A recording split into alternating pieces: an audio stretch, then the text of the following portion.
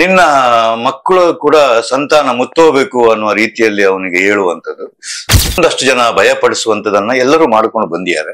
ಈಗ ಒಂದು ಮದಿಪು ಅಂತ ಸಿನಿಮಾನು ಕೂಡ ಮಾಡಿದ್ವಿ. ಎಲ್ಲಿ ತನಕ ನಾವು ಹೇಳ್ತೀವಿ ಮೇಲ್ವರ್ಗದಲ್ಲಿರುವಂತ ಬ್ರಾಹ್ಮಣ ವರ್ಗದವರು ಎಷ್ಟು ಪದ್ಧತಿಯನ್ನ ಅನುಸರಿಸ್ತಾರೋ ಅದರ ಆಳಗಳು, ಅದರ ಹಿರಿಯರು ಗೊತ್ತಿರೋರಿಗೆ ಮಾತ್ರ ಅದು ಗೊತ್ತಿರುವಂತದ್ದು.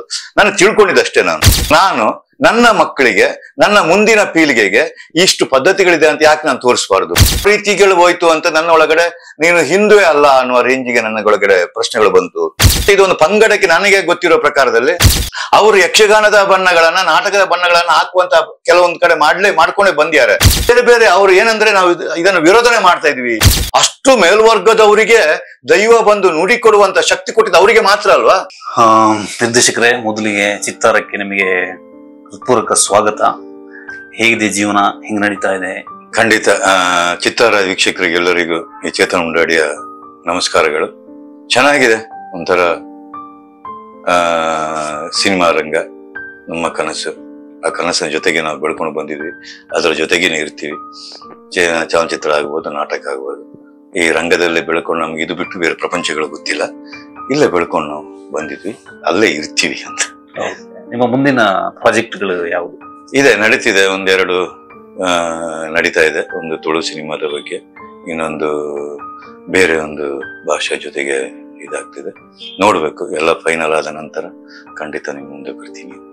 ಸೂಪರ್. ಇದ್ರ ಮಧ್ಯೆ ತುಳುನಾಡ ದೇವಾರಾಧನಾ ಸಂರಕ್ಷಣಾ ವೇದಿಕೆ ಏನ್ ಮಾಡುತ್ತೆ ಅಂದ್ರೆ ದಲಿತ ದೌರ್ಜನ್ಯ ಪ್ರಕರಣ ಆಗತ್ತೆ. ನಾಟಕದ ಬಗ್ಗೆ ಇರುವುದು, ಯಾವುದು ನಮ್ಮ ಕಾಂತಾರ ಸಿನಿಮಾದ ಬಗ್ಗೆ ಆಗಿರೋದು, ಅದ್ರ ಬಗ್ಗೆ ನೀವು ಒಂದು ದೊಡ್ಡ ಒಂದು ಬರಹವನ್ನ ಬರೆದಿದ್ರಿ. ಅದು ತುಂಬಾ ವೈರಲ್ ಆಯ್ತು. ಅದು ಏನಿದು ಕತೆ, ಯಾಕಾಯ್ತು? ಇಲ್ಲ, ನನಗೆ ಇಲ್ಲಿ ಗೊಂದಲ ಆಗಿದ್ದು ಏನಂತಂದ್ರೆ, ನಾನು ಫೇಸ್ಬುಕ್ ಅಥವಾ ವಾಟ್ಸಪ್, ನಮ್ಮ ಸೋಷಿಯಲ್ ಮೀಡಿಯಾಗಳಲ್ಲಿ ಒಂದಷ್ಟು ಬರಹಗಳು ಬಂದಿತ್ತು, ಮತ್ತೆ ಒಂದಷ್ಟು ವಿಡಿಯೋಗಳು ಬಂದಿತ್ತು. ಅಲ್ಲಿ ಏನಂತಂದ್ರೆ, ಕಾಂತಾರದ ರಿಷಬ್ ಶೆಟ್ರು ಕಾಂತಾರದಲ್ಲಿ ದೈವವನ್ನ ಬಳಸ್ಕೊಂಡಿದ್ದಾರೆ, ಅವರನ್ನು ನಾವು ಬಹಿಷ್ಕರಿಸ್ತೀವಿ ಮಂಗಳೂರು ಜನ ಅನ್ನುವಂಥದ್ದು. ಎರಡನೇದ್ದು ಕೋಡೇಲು ಬೈಲವರ ನಾಟಕ. ಆ ನಾಟಕದಲ್ಲಿ LED ಯನ್ನ ಬಳಸಿದ್ದಾರೆ ಅಂತ ಹೇಳ್ಬಿಟ್ಟು, ಅದರ ಶಿವದೂತ ಗುಳಿಗೆ ಅನ್ನುವಂತ ಒಂದು ತುಳು ನಾಟಕ, ಅದು 500 ಶೋವನ್ನ ದಾಟಿ ಮುಂದಕ್ಕೆ ನುಗ್ತಾ ಇರುವಂತದ್ದು. ತುಂಬಾ ಜನ ಮೆಚ್ಚುಗೆಯನ್ನ ಪಡೆದಿರುವಂತ ಒಂದು ನಾಟಕ. ಅಲ್ಲಿಯ ಅದರಲ್ಲಿ ಮೇಜರ್ ರೋಲ್ ಮಾಡಿರುವಂತ ಒಬ್ಬ ನಟನನ್ನ ಕೆಲವರು ಭಯ ಪಡಿಸಿಕೊಂಡು, ನಿನ್ನ ಮಕ್ಕಳು ಕೂಡ ಸಂತಾನ ಮುತ್ತೋಬೇಕು ಅನ್ನುವ ರೀತಿಯಲ್ಲಿ ಅವನಿಗೆ ಹೇಳುವಂಥದ್ದು. ಅವಾಗ ನನ್ನ ಒಳಗಡೆ ಒಂದಷ್ಟು ಗೊಂದಲಗಳು ಸೃಷ್ಟಿ ಆಯ್ತು. ಇದು ಕಲ್ಚರ ಅಥವಾ ಜಾನಪದ ಕಲೆನ?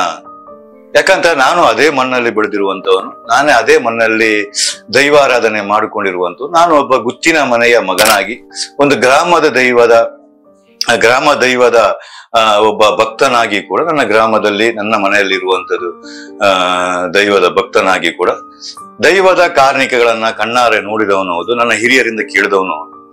ಇದರಲ್ಲೆಲ್ಲ ನೋಡಿ ಬಂದಾದ ನಂತರ ನನ್ನ ಒಳಗಡೆ ಒಂದಷ್ಟು ಪ್ರಶ್ನೆಗಳನ್ನು ಉಟ್ಕೊಳ್ತು.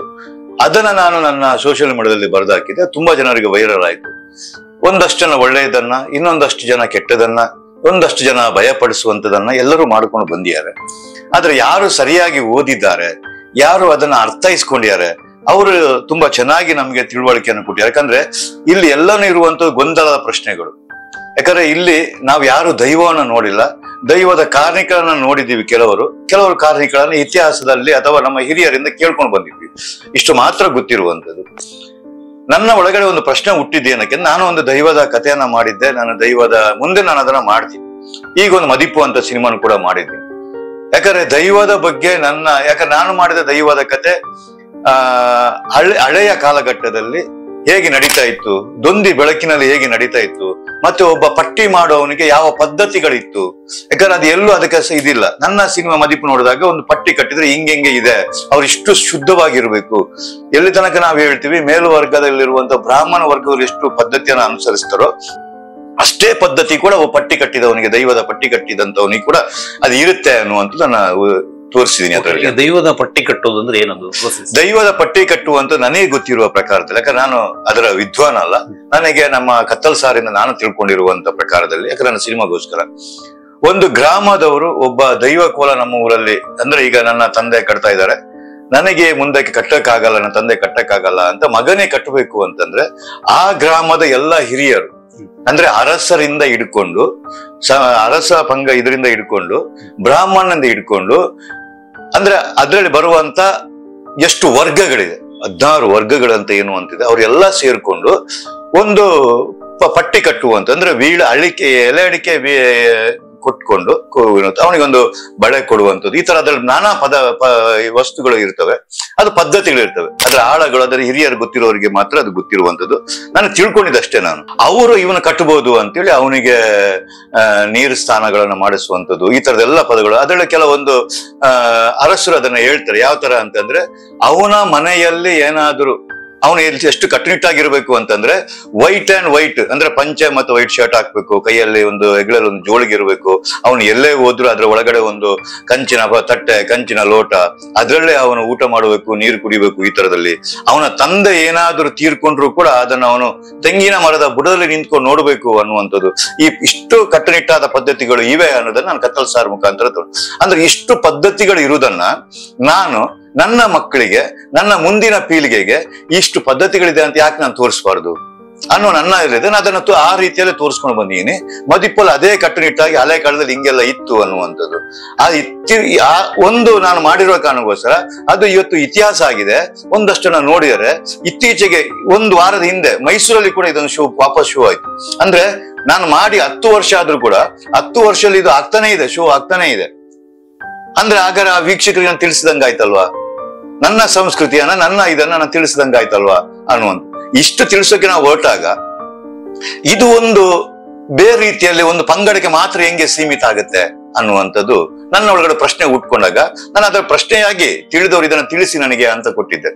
ಬಟ್ ಅದು ಬೇರೆ ಬೇರೆ ರೂಪಗಳು ಹೋಯ್ತು. ಯಾವ ರೀತಿಗಳು ಹೋಯ್ತು ಅಂತ ನನ್ನ ಒಳಗಡೆ ನೀನು ಹಿಂದುವೆ ಅಲ್ಲ ಅನ್ನುವ ರೇಂಜಿಗೆ ನನ್ನ ಒಳಗಡೆ ಪ್ರಶ್ನೆಗಳು ಬಂತು, ವಾದಗಳು ಆಯ್ತು. ಇಲ್ಲಿ ವಾದಗಳಿಗಿಂತ ಚರ್ಚೆಗಳಿಗಿಂತ ಇಲ್ಲಿ ಉತ್ತರ ಬೇಕಾಗಿದ್ದು, ಇದನ್ನ ಮಾಡಬೇಕಾಗಿದ್ದು ನನಗೆ ಅನಿಸೋ ಪ್ರಕಾರ ಇದು ಮೂಲದಲ್ಲಾದ್ರೆ ಚೆನ್ನಾಗಿರುತ್ತೆ, ಮೂಲದಿಂದ ಬಂದ್ರೆ ಚೆನ್ನಾಗಿರುತ್ತೆ. ಯಾಕಂತಂದ್ರೆ ಇದನ್ನ ಯಾರು ಹಿಂಗೆ ಮಾಡ್ಬೇಕು ಅನ್ನುವಂತ ಮಾಡಕ್ ಆಗಲ್ಲ ಅಂತ. ಯಾಕಾಗಲ್ಲ ಅಂತಂದ್ರೆ, ನಾನು ಬೆಳ್ಕೊಂಡು ಬಂದಿದ್ದು ಬೆಳ್ತಂಗಡಿ ಪರಿಸರದಲ್ಲಿ, ಅಲ್ಲಿಯ ಪದ್ಧತಿಗಳೇ ಬೇರೆ ಇರ್ತವೆ. ಕಾರ್ಕಳದಲ್ಲಿ ನಡೆಯುವಂತ ಪದ್ಧತಿಗಳೇ ಬೇರೆ ಇರ್ತವೆ, ಪುತ್ತೂರಲ್ಲಿ ನಡೆಯುವ ಪದ್ಧತಿಗಳೇ ಬೇರೆ. ಯಾಕಂದ್ರೆ ಇದನ್ನೆಲ್ಲ ನಾನು ಕತ್ತಲ್ ಸಾರ್ ಮುಖಾಂತರ ತಿಳ್ಕೊಂಡಿದ್ದು, ಈ ಪದ್ಧತಿಗಳು ಇರ್ತವೆ ಅಂತ. ಇದಕ್ಕೆ ಈಗ ನನ್ನ ಗ್ರಾಮದಲ್ಲಿ ನಡೆಯುವಂತದನ್ನ ಗ್ರಾಮದಲ್ಲಿರುವ ಹಿರಿಯರು ಎಲ್ಲ ಸೇರ್ಕೊಂಡು ಅಲ್ಲಿ ದೈವ ಹೆಂಗೆ ಕಟ್ಟಬೇಕು, ಮುಂಚೆ ಹೆಂಗೆ ಕಟ್ತಾ ಇದ್ರು ಅದೇ ತರನೇ ಮಾಡಬೇಕು ಅನ್ನೋದನ್ನ ಅವರು ತೀರ್ಮಾನ ಮಾಡ್ಬೇಕು ಹೊರತು ಇನ್ಯಾರು ತೀರ್ಮಾನ ಮಾಡಕ್ಕಾಗಲ್ಲ ಅನ್ನುವಂಥದ್ದು. ಮತ್ತೆ ಇದೊಂದು ಪಂಗಡಕ್ಕೆ ನನಗೆ ಗೊತ್ತಿರೋ ಪ್ರಕಾರದಲ್ಲಿ, ನನ್ನ ಹಿರಿಯರನ್ನ ತಿಳ್ಕೊಂಡಿರೋ ಪ್ರಕಾರದಲ್ಲಿ ಒಂದು ಪಂಗಡಕ್ಕೆ ಇದು ಸೀಮಿತ ಆಗಿರಲ್ಲ ಅಂತ. ಕಾರಣ ಹೆಂಗೆ ಅಂತಂದ್ರೆ, ನನಗೆ ಗೊತ್ತಿರೋ ಪ್ರಕಾರ ನನ್ನ ಮನೇಲಿ ಆಗುವಂತ ದೈವ ಕೋಲ ಆಗ್ಬೇಕು ಅಂತಂದ್ರೆ ನಾನು ಮೂಲದಲ್ಲಿ ಬ್ರಾಹ್ಮಣರ ಮನೆಯಿಂದ ಬರುವಂತ ದೇವರ ನೀರಿಂದ ಹಿಡ್ಕೊಂಡು, ಹಾಗಂತ ನನ್ನ ಮನೇಲಿ ನೀರಿಲ್ಲ ಅಂತಲ್ಲ, ಅಲ್ಲಿಂದ ಸ್ಟಾರ್ಟ್ ಆಗುತ್ತೆ. ಆದ್ರೆ ಇವತ್ತು ಬದಲಾಗ್ತಾ ಇದೆ. ಇದು ಕಾಲದಲ್ಲೇ ಇದೆ, ಇದ್ರಲ್ಲಿ ದೈವನ ಹೇಳುತ್ತೆ ಕಾಲಕ್ಕೆ ತಕ್ಕ ಕೋಲ ಕಟ್ಟು ಅಂತ. ಆ ರೀತಿಯಲ್ಲಿ ಬದಲಾವಣೆಗಳು ಆಗಿದೆ. ನನ್ನ ಮನೆಯಲ್ಲಿ ಈಗ ಆಕ್ಚುಲಿ ದೈವ ಕೋಲ ಮೂಲದಲ್ಲಿ ನಾವು ಕಟ್ಕೊಂಡು ಹೋಗ್ಬೇಕು ಅಂತಂದಾಗ ನಮಗೆ ನಮ್ಮ ಮನೆಗೆ ಸೆಗಣಿ ಸಾರಿಸಿ ಮಾಡ್ಬೇಕು ಅನ್ನುವಂಥ ಈ ತರ ಪದ್ಧತಿಗಳೆಲ್ಲ ಅದರಲ್ಲಿ ಇದೆ. ಆದ್ರೆ ಇವತ್ತು ನನ್ನ ಮನೆಯ ನೆಲ ಇರುವಂತ ಸಿಮೆಂಟ್, ನಾನು ಹಾಗೇನ್ ಮಾಡ್ಬೇಕು, ಮ್ಯಾಟ್ ಹಾಕ್ಬಿಟ್ಟು ಕುಣಿಸ್ಬೇಕು, ಅನಿವಾರ್ಯ ಆಗಿದೆ. ಆ ಕಾರಣಕ್ಕೋಸ್ಕರ ಕೆಲವೊಂದು ಸರಿಗೆ ಬಣ್ಣಗಳು, ಅವರು ಹಾಕುವಂತ ಬಣ್ಣಗಳು ಅರದಲ ಅಂತಾರೆ.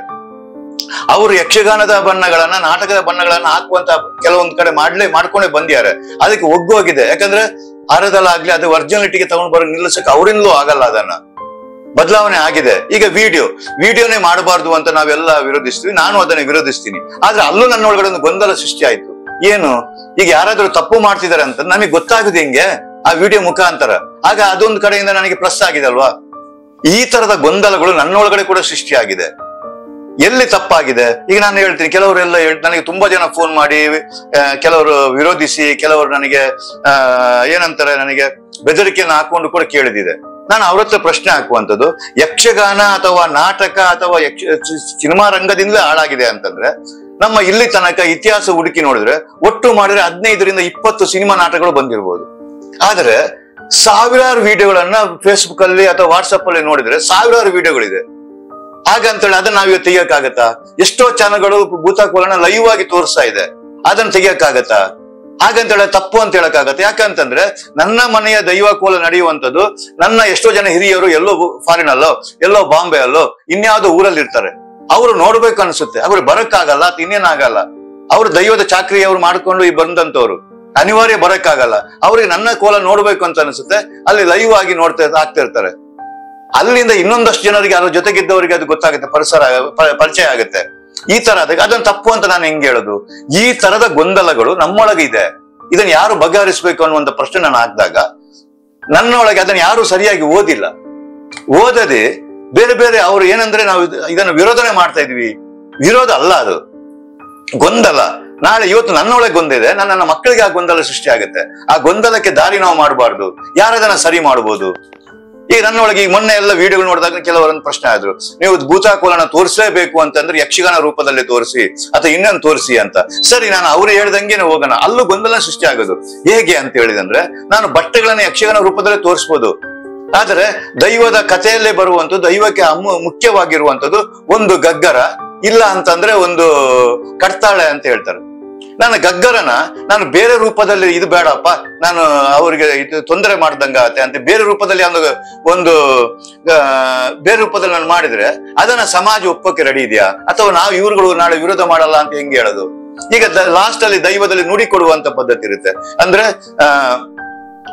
ಇದರಲ್ಲಿ ಹಲಸಿನ ಎಲೆಯಲ್ಲಿ ಗಂಧ ಹಾಕಿ ಅದಕ್ಕೆ ತಗೊಳ್ಬೇಕಂದ್ರೆ ಅದಕ್ಕೆ ಕಡ್ತಾಳೆ ಅದನ್ನ ಮುಟ್ಟುತ್ತೆ ದೈವ ಅಂತ. ಮುಟ್ಟಿ ಆದ ನಂತರ ಅದೊಂದು ನಂಬಿಕೆ ನಮ್ಮ ಮೇಲೆ ಅದಕ್ಕೆ ಕೊಟ್ಟಿದೆ ಅಂತ. ನನ್ನ ಕಡ್ತಲೆ ಬದಲಿಗೆ ನಾನು ದೊನ್ನೆಯನ್ನು ತಂದು ಇಟ್ಟಾಗ, ಒಂದು ಕಡ್ಡಿನ ಇಟ್ಟಾಗ ನಾನು ಆ ಸಂಸ್ಕೃತಿ ಕೆಟ್ಟದಾಗಿ ತೋರಿಸ್ದಂಗಾಗತ್ತಲ್ವಾ? ಅಂದ್ರೆ ಈ ತರದ ಪ್ರಶ್ನೆಗಳು ನಮ್ಮ ಒಳಗಡೆ ಹುಟ್ಕೊಡುತ್ತೆ. ಇದಕ್ಕೆ ಯಾರು ದಾರಿ ಮಾಡಿ ಕೊಡಬೇಕು? ಮತ್ತೆ ಒಂದು ನಾಟಕ, ಈಗ ನನಗೆ ಕೆಲವು ಪ್ರಶ್ನೆ ಹಾಕಿದ್ರು, ಶಿವದೂತ ಗುಳಿಗದಲ್ಲಿ ಅವ್ರು LED ಹಾಕೊಂಡು ಬಂದಿದ್ದಾರೆ ಅಥವಾ ಫ್ಲೋರ್ಸೆಂಟ್ ಲೈಟ್ ಅನ್ನ ಕಲರ್ ಅನ್ನ ಶರ್ಟ್ ಮೇಲೆ ಹಾಕೊಂಡು ಬ್ಲಾಸ್ಟ್ ಹಾಕೊಂಡೆಲ್ಲ ಬಂದಿದ್ದಾರೆ ಅಂತ. ಅದ್ರಲ್ಲಿ ನನಗೆ ತಪ್ಪು ಏನು ಅನ್ನುವಂಥದ್ದು ನನ್ನ ಒಳಗಡೆ ಪ್ರಶ್ನೆ ಹುಟ್ಟಿತು. ಯಾಕೆ ಅಂತಂದ್ರೆ, ನಾಟಕ ಆಗೋದು ವೇದಿಕೆಯಲ್ಲಿ, ಭೂತಕೋಲ ಆಗೋದು ಕಲದಲ್ಲಿ. ಅದನ್ನ ಕಲದಲ್ಲಿ ಭೂತಕೋಲ ಅಂತಲೇ ನೋಡ್ಬೇಕು, ಇಲ್ಲಿ ನಾವು ನೋಡುವಂತ ನಾಟಕ ಅಂತಲೇ ನೋಡ್ಬೇಕು. ನಾಟಕ ಆಗ್ಲಿ ಸಿನಿಮಾ ಆಗ್ಲಿ ಅದು ವೈಭವೀಕರಣ. ಅಲ್ಲಿ ನಾವು ಲೈಟ್ HM ಲೈಟ್ ಆದ್ರೂ ಹಾಕೋತೀವಿ ಅಥವಾ ಫ್ಲೋರ್ಸೆಂಟ್ ಲೈಟ್ ಆದ್ರೂ ಹಾಕ್ತಿವಿ. ಯಾಕಂದ್ರೆ ಲೈಟಿನ ಜೊತೆಗೆ ನಾವು ಬೆಳ್ಕೊಂಡು ಬಂದಿದ್ವಿ. ಇವತ್ತು ನಾವು HM ಲೈಟ್ ಬೇಡ, ಈ ಲೈಟ್ ಹಾಕ್ಬೇಡಿ ಅಂತಂದ್ರೆ ನಾಳೆ ಲೈಟೇ ಹಾಕ್ಬೇಡಿ ಅಂತ ಇನ್ನೊಂದು ಕಾನೂನು ತಂದ್ರೆ ಆಗ ನನ್ನ ನಾಟಕಕ್ಕೆ ಒಂದು ಚೌಕಟ್ಟು ಕೊಟ್ಟಂಗಾಗತ್ತಲ್ವಾ? ಯಾಕಂದ್ರೆ ಅದು ಕಲೆ. ಅದು ಈ ತರದ ಪ್ರಶ್ನೆಗಳು ನಮ್ಮೊಳಗಡೆ ಹುಟ್ಟಿದಾಗ ನಾವಿದನ್ನ ಕೇಳಿದ್ರೆ ತಪ್ಪೇನು? ಅದಕ್ಕೆ ಕೊಡ್ಬೇಕಾದ ಉತ್ತರ ಯಾರು? ಮತ್ತೆ ನೀವು ಪ್ರಾರಂಭದಲ್ಲಿ ಹೇಳಿದ್ರಿ ಒಂದು ಪಂಗಡ ಅಂತ. ಆ ಪಂಗಡ ಅಲ್ಲ, ಇಡೀ 16 ಒಂದು ದೈವಕೋಲ ಆಗ್ಬೇಕು ಅಂತಂದ್ರೆ 16 ವರ್ಗ ಇರ್ತವೆ. ಆ ವರ್ಗಗಳ ಜೊತೆಗೆ ಅದು ಬೆಳ್ಕೊಂಡು ಬಂದಿದೆ. ಎಂತ ಮಹತ್ವವಾದ ಕೆಲಸನ ಕೊಟ್ಟಿದ್ದಾರೆ ಅಂತಂದ್ರೆ ನಾವೀಗ ಹೇಳ್ತೀವಿ ಅದು ಕೆಳವರ್ಗ ಅಂತ. ಅಲ್ಲ, ಅಷ್ಟು ಮೇಲ್ವರ್ಗದವರಿಗೆ ದೈವ ಬಂದು ನುಡಿ ಕೊಡುವಂತ ಶಕ್ತಿ ಕೊಟ್ಟಿದ್ದು ಅವರಿಗೆ ಮಾತ್ರ ಅಲ್ವಾ? ಅವ್ರನ್ನ ಹೆಂಗೆ ನೀವು ಕೆಳವರ್ಗ ಅಂತ ಹೇಳ್ತೀವಿ ನಾವು? ಹೆಂಗ್ ಹೇಳಕ್ಕಾಗತ್ತೆ? ದೈವತ್ವದ ಶಕ್ತಿಯನ್ನೇ ಕೊಟ್ಟಿರ್ಬೇಕಾದ್ರೆ ಅವರನ್ನ ಕೆಳವರ್ಗ ಅಂತ ಹೆಂಗ್ ಹೇಳುತ್ತೆ?